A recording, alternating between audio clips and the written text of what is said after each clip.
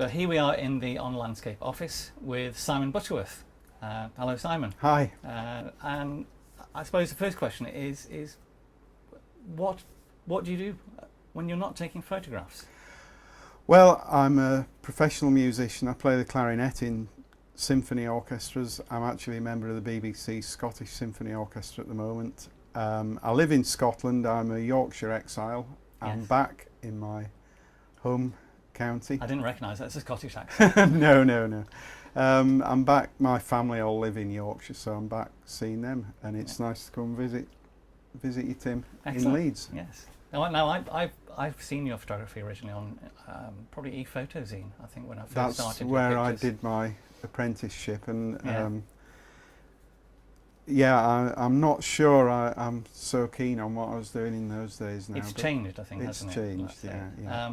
But recently it was the photographs I saw from the Prix de la Photographie, if that's how you pronounce it. I'll take your for that. But a collection of photographs taken in, now I'm going to get them wrong, they're the Bings. They're called Bings, but they would just be slag heaps in Yorkshire, but they're red slag heaps instead of black ones, which makes them very, very attractive. Yeah. Now in particular, I mean, you mentioned ePhotozine being not the style you probably would do these days, but how did you start doing landscape photography in the first place? Where did that all come from? Well, I moved to Scotland. I used to be a clarinet player in the BBC Philharmonic in Manchester for I think 16 years I was in the BBC Philharmonic, and I spent all my holidays in Scotland walking. I was a very keen walker, and I thought when a job came up, I'll go for this. I could have all my weekends in Scotland. So I got a job up there, moved up, and I was an avid Munro bagger at the time. I didn't even own a camera, and while I was out on the hills every spare minute really in Scotland, I saw some amazing sights, and I thought I bought a little, I think it was a 3 megapixel camera. One of the first probably. and I just started photographing the hills. Before long, you know the story. Yes, yeah. Next thing, it's the most important thing in your life. The bagging Munros fell by the wayside. The pictures became much more important, and that became the reason to go out instead of climbing hills because I hadn't been up it. It was climbing hills because it was a great looking hill. Because you hadn't seen it. Yeah. And it's gone on from there really. That's interesting. So that changed the way you walked, changed the way you planned routes and everything. Everything, and it's really been developing all the time from there. Yeah. In one way or another. When you started that, most Munro baggers, it's the peak. It's getting to the top that's the most important part of the trip in many ways. I know many people in the lakes who they hedge down all the way to the top, and then they'll look up for a moment and go, "What? Got here?" Back down again, and then tell people in the pub how long it took. Yeah. When you started the photography, did you go to take photographs at the peak to begin with, or did you start? Yeah, it was just anything that cropped up on the way, really, and a picture from the top to show I've been there. Yeah. And gradually, I've come to realise that the top isn't the best place at all. It's probably up to about 400 or 500 metres. And anything above that becomes very two-dimensional in a way because the horizon starts to flatten out. Yes. It's a much nicer feeling to be in amongst with things higher and things lower. So that's one big difference how my walking's changed. That I no longer look to get to the top. And that compensates for carrying all the camera equipment. Well, that's got less. From 3 megapixels, I carried more and more, and it's on a downward spiral. You're getting now. simpler again. Yeah, I am. Yeah. So what do you use now? I use a Canon 1DS, which I've had for, I think it's 4 or 5 years. I've had that now, which it does a trick. I know where the buttons I need are. That's the main thing. And it's Scottish weatherproof.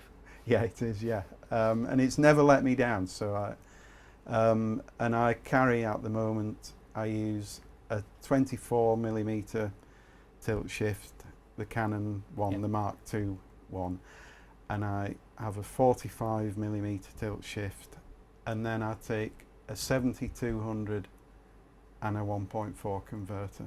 All right, so you've got the reach at the end of it. Yeah, it's always nice to have it, I think, just for those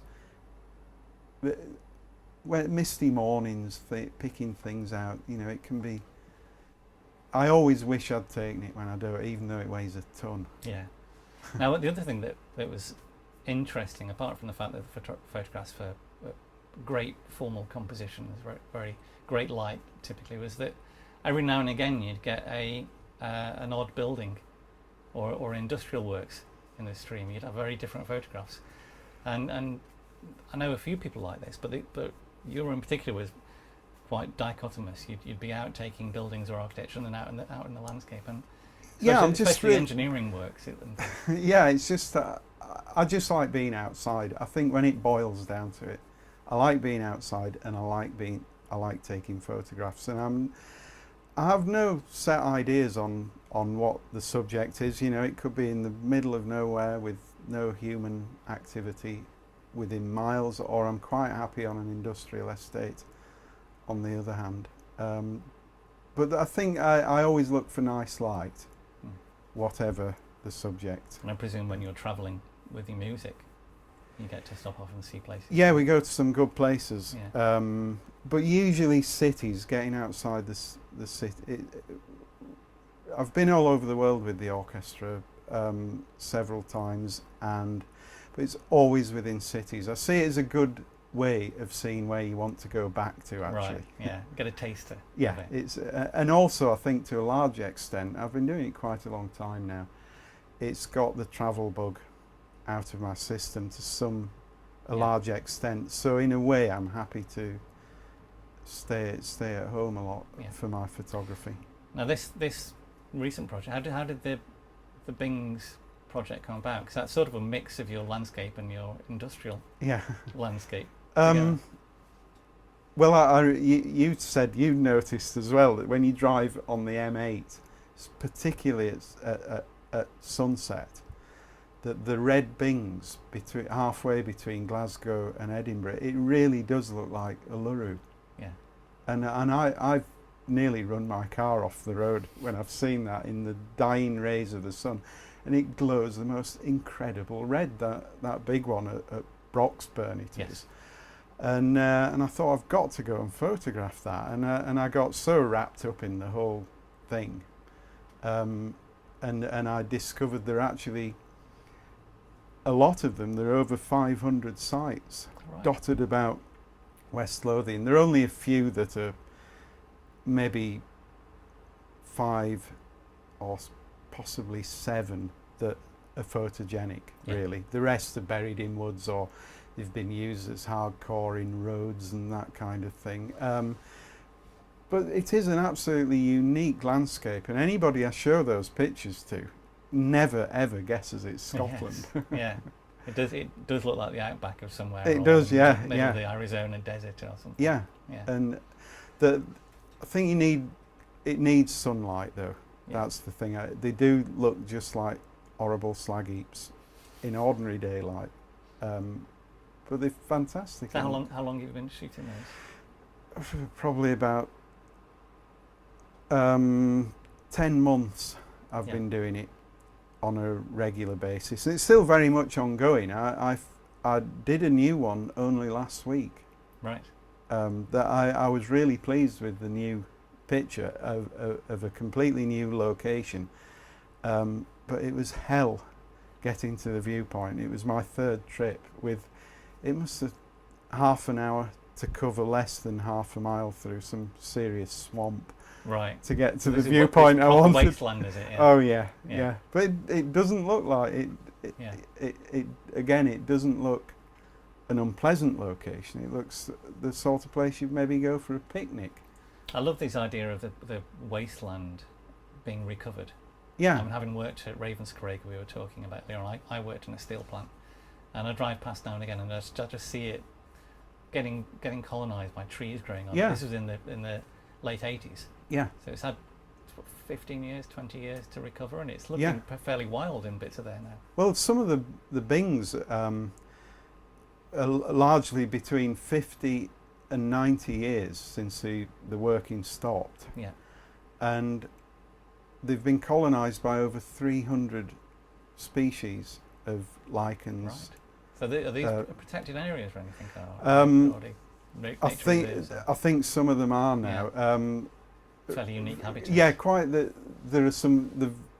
The Bings I haven't covered is the most famous one. Right. The Five Sisters, which yes, I've heard about that. Is a fantastically photogenic spot. I just haven't been able to get the picture I want. I've been there over and over again, and I've tramped every inch around it, but I haven't quite found the picture to do it justice yet. But I think it was Tam Dalyell, the West Lothian MP, fought a campaign to save those particular Bings from being destroyed for landfill or because it's an iconic look. Yeah. I mean, you went from a lot of your photographs were all taken on either 2:3 ratio, typical ratio, or 5:4 lots of portraits, and you moved on to doing panoramas. Yeah. And they're all panoramas. They're all the same aspect ratio. Where did that move come about? Well, when I started off, after the thing after my 3 megapixel camera was an X-Pan, right? Which I loved. Yeah, I loved the whole. I loved just to sit and fondle it actually, and I had the 3 lenses it comes with, the 15, 30, and 45 or 90. Is it 90, 30, 45, 90, and I just loved the whole panoramic thing. And when I first started off, I was a big Colin Pryor fan, and I planned a lot of my mountain trips around his views and things, and I've always loved the panoramic format. And when I found out how easy it was to stitch using the tilt shift lenses, it got me back into the whole thing, and I'm kind of obsessed now with that format, because it's so easy to use. I don't have to carry any special gear. I can use ordinary kind of 35mm format, or I have the choice, or I can stick it on its end and do 3 side by side, and it comes out 5:4. Yeah, pretty much. Yeah. So I feel with those lenses in my bag, I have a huge choice of format and coverage and view and things. But panoramic is my obsession at the moment. Yeah, and it suits. You were mentioning about we moved to sort of south of the M80, I suppose, and the area around there being fairly flat. And you're saying the panoramic suits that. Yeah, well, I live near Biggar, and I walk in the southern uplands a lot, and the big rolling hills, which catch the light beautifully, but there is no foreground. The concept of foreground doesn't exist down there. So I thought I wanted to capture what that area has to offer, but it's not easy, and I thought maybe spreading it out, and that seems to be the best solution so far. Yeah. And you do this with the 24mm two landscape images? Well, I take 3, and it seems to stitch easier with a third one to kind of overlay, and it only uses it does it fine in Photoshop on the photo mergers. In fact, even taking pictures of coastal stuff with waves, I haven't had one that doesn't stitch yet. Impressive. Even with waves, you know, I've perhaps had to clone bits here and there, but no write-offs. Yeah. So I'm very impressed with. It's very useful setup. Yeah. So that it means my camera bag isn't monstrously heavy, but I get lots of choice. Yeah. Now you've entered those pictures into the Prix de la Photography competition, PX3, I think. Yeah. Call it. Yeah. Why did you enter, and how did you find out about the results? And I entered just because it was the first time I'd really worked seriously in a series, and it's something I wanted to to do. And just entering I took the pictures in series to enter for so that was a goal. Maybe that competition, maybe another one, the judges series. I wanted to do rather than just one-off shots. And I'd looked at the entries in that competition for the last few years, and I thought there was some really good stuff in there. People like Hans Strand, who you've finished, has been a long-term entrant, I think, and I've really enjoyed seeing how people like him handle working in series, now the ideas develop, and that was somewhere I really wanted to go with that project. And really just entering the competition was just a motivational thing. I mean, I don't see that there's any commercial value and limited interest in that series, but it's good for me to get me out of bed to do it. Are you going to continue that? It's still very much. I added. I think it's Bing 11. Only 5 days ago. I think. So and I think it all looks a bit too pleasant in the summer when the trees are green. So I'm kind of the remaining shots I have in mind are maybe waiting for some autumn low light. Are you doing anything else at the same time, or are you pretty much single-minded about getting these? No, I do loads of things. I mean, yesterday I'm down in Yorkshire visiting family, but I was out at Ferrybridge all afternoon yesterday, photographing the power station down. That was really it. During the afternoon, I do lots of stock as well, so that was kind of with the idea of having some pictures for the photo library. And then in the evening I went over to Eggborough and did some panoramas of that just for my own little. So even if you're working on a project, it'll just be interspersed. Yeah, because you can tie them in. I mean, I think ideally I'd like to have 4 or 5 projects on the go.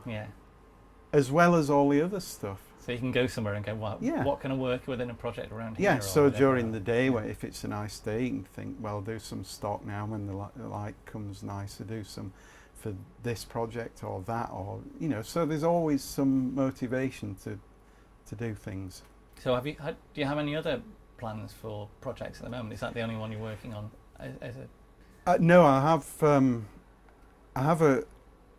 I'm really quite excited by an idea that I've had, and I want them to be local. That was the other thing about the West Lothian thing. Although it's maybe 40 minutes drive from where I live, I can actually tie it in with on the way home from work if it's a nice day. So it all has to fit in with around my life. So so you can get out there more often. So I had an idea that I'm really chuffed with. That I haven't even taken one picture for it yet, so I'm not going to say what it is, because it might turn out to be absolutely hopeless, but I'm amassing some equipment for it at the moment, and I just hope I can carry it. And do you make any money out of your photography? You mentioned stock photography there. I do a lot for popular photography press. I've done things. I did a regular column for Practical Photography last year, and I do odd things, but quite a lot of pictures go for illustrative things in popular magazines, and I don't have time to really do any more than I do, to be honest. Full-time job and family. I think it's all about getting a balance, isn't it? Are you interested in taking any of the projects you're doing or any of the photography and producing either an exhibition or a book or some sort to? I would be, If I have a hierarchy of how photography works, and going out and taking the pictures is at the very top of the list. So the being out and taking it. If it's a nice day, then everything else takes second place to that, and the things of print, making nice prints or books or anything, I just don't have time at the moment. Taking the pictures is what I enjoy, and having the ideas for them. Yes. I get most excited by the ideas and carrying them out. Yeah. We mentioned this earlier on when we were mentioning about photography as puzzle solving. Yeah. Or problem solving, and yeah. ways of I suppose distracting your brain. It's a way. It's like a meditation of some sort. Oh yeah, and I love when you get the seed of an idea for something and going to sleep thinking about it, and it takes up, it becomes so all involving. I have to drive with the radio off so I can think about it, and I think about it when I go to bed, and people say, "Are you listening to what I'm saying?" But I'm on, and I love the idea of having a hobby that well, it's a way of life. It's not a hobby, is it? Yes. It's much more than that. That is transportable inside your head. Yes. Because you don't need the camera really to take pictures. You can go back and do that later, can't you? So what does a Simon Butterworth holiday look like then? Well, it depends if Lauren's with me or not. This year, I told you about my school friend Richard Littlewood, Yes. who's been an incredible help to me in developing my photography. This was our third trip to the Outer Hebrides this year. We've the last 3 times in 4 years we've been to the Outer Hebrides for Right. 2 weeks. Yeah. And just taking pictures, and it's been fantastic. So it's the Harris, or both Harris? Well, we went to Harris briefly, but I think we were both completely captivated by North Uist. Yes. And the odd kind of landscape of Benbecula, and just it's another world. Whereas I've seen so many pictures of Harris that I wanted to find somewhere that was different, and I've kind of latched onto Berneray and North Harris as my favourite places at the moment. Yeah. And in fact, I was there this time last week on Berneray, and the weather was so utterly bad that we came home. Right, gave up. I was there with Lauren. I said, Right. "You love Berneray, you've got to come to Berneray." So we booked a cottage and we spent 3 days up there. Just gave and up on it. It was hurricane winds, Ooh. horizontal rain. I took about 3 pictures on my little pocket camera, and we came home. There's not much to protect you when the Atlantic gets going, is there? No, When you're there. no, but it's a bit of a sore point at home at the moment. So, did you go anywhere else afterwards? No, we Was it- came home Oh. to dry off. Right. Oh, great. So is that usual then? You try and look for somewhere close to home to travel around? I think Like you were saying, you got the travelling out of your system. well, to a large extent, I think. I don't kind of hanker really for taking pictures in other countries, really, because I've always had this feeling that somewhere near where I live, maybe even in the back garden, there are fantastic pictures. Yeah. I just can't see them at the moment, and I feel the whole thing is about developing my vision so I can see them, and that's what I want to do, rather than I think going to the Grand Canyon and taking pictures. Yeah. I'd rather develop my vision so I can see ones in the back garden, Yeah. Yeah. rather than just go to places where they're so obvious you can't take a bad picture. So it's almost the challenge, like you're Yeah. mentioning in Yeah. Berneray, trying to. Yeah. You've seen the pictures there. You want to try and create something different than that. Yeah, So yeah. that's the puzzle. That's the. Yeah, I think I see it as a development of vision, really, rather than producing pictures. I mean, it's the way you look at the world, isn't it? It's a very basic thing to alter Yeah. and develop to see the world in a different way.